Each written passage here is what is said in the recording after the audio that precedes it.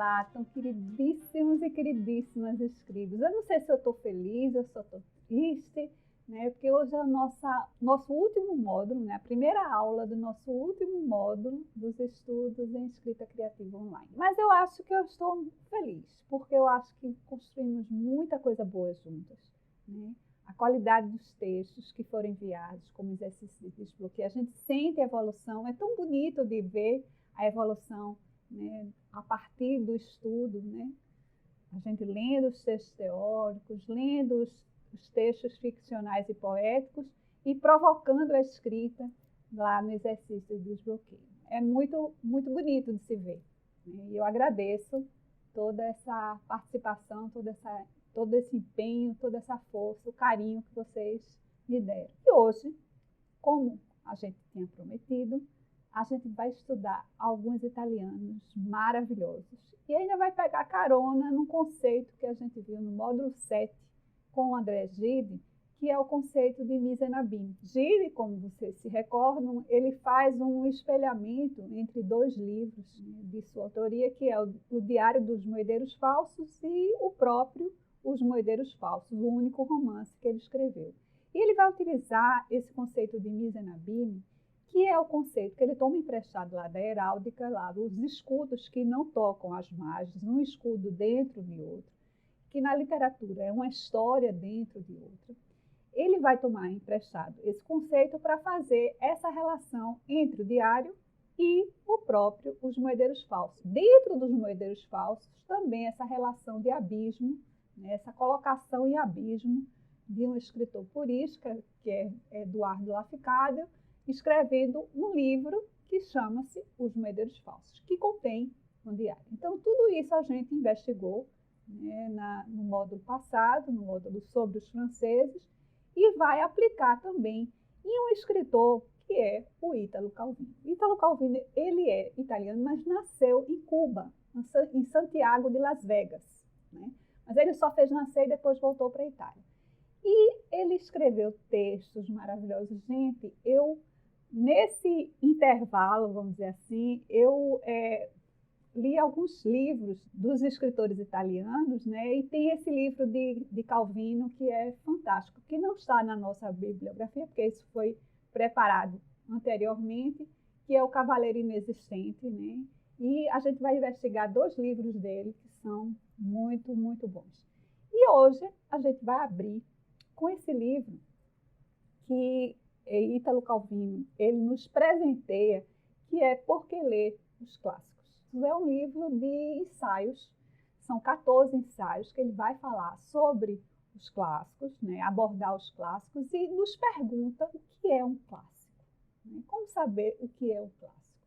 Ele dá algumas diretrizes, ele já nos responde com algumas diretrizes. Por exemplo, os clássicos são aqueles que estamos relendo, né? Normalmente um clássico é aquele livro tão bom, que você está à vontade de ler várias vezes durante a sua vida. Ele nos marca profundamente e nós desejamos relê-los várias vezes.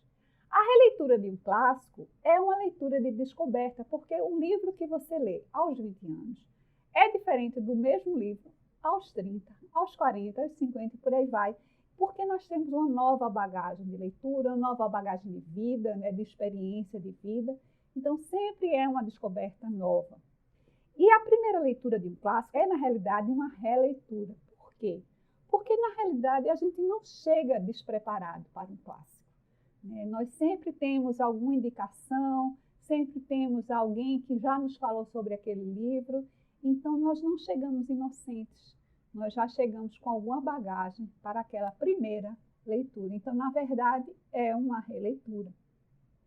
Um clássico nunca esgota o que tem a dizer, porque realmente, por mais que você já tenha lido, ele sempre vai nos colocar uma nuance diferente, né, e que vai nos acrescentar, naquele momento de vida, algo. Um clássico é permeado por leituras anteriores, rastros do que foi por ele deixado nas culturas que atravessou.